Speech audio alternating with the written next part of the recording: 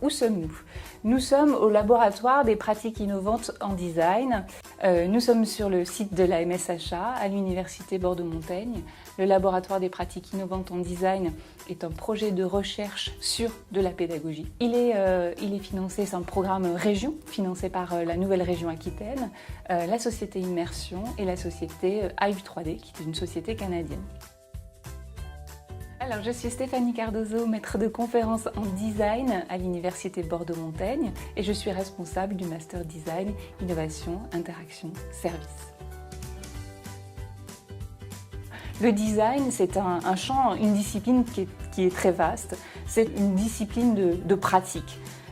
C'est une discipline de terrain. Le design, c'est avant tout des process et des méthodes qui vont être appliquées pour tenter de résoudre une problématique. Et donc, l'idée, c'est de travailler sur du terrain, de comprendre en fait ces problématiques sociétales essentiellement, et ensuite de proposer de manière créative des scénarios qui pourront permettre de répondre à ces problématiques. Donc, scénarios d'usage. Par exemple, les outils qu'on va pouvoir utiliser, c'est la création de personas. Les personas sont des personnages qui représentent le panel qu'on aura sondé, qu'on aura observé. C'est une représentation un peu stéréotypée du panel. Donc du coup, on va créer un persona et ensuite on va le mettre en un ou plusieurs personas.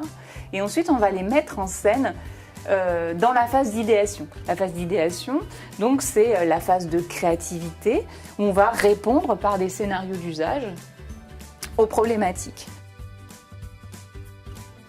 Alors, pour avoir un exemple concret sur les missions ou les applications du design, une mission de designer, je vais prendre le cas de Jonathan Lalanne, qui est donc data designer au sein de l'entreprise 10h11. Jonathan Lalanne, designer, donc lui s'intéresse à la question des usages, donc l'usage des data. Donc pour ça, dans un premier temps, il va observer comment est-ce qu'on utilise les données et dans quel objectif. Et puis, dans un deuxième temps, donc, il va évaluer les problématiques et les besoins finalement des usagers. Et ensuite, il va proposer des scénarios d'usage potentiels autour de ces données. Mais du coup, ce travail de terrain et d'observation permet réellement en fait de vérifier le temps passé, les besoins, est-ce que toutes les données sont utilisées, quelles sont les données les plus exploitées par exemple. Ce qui va permettre, par exemple, dans ce cas, de produire un service complètement adapté à l'entreprise et à l'exploitation de la donnée en tant que telle.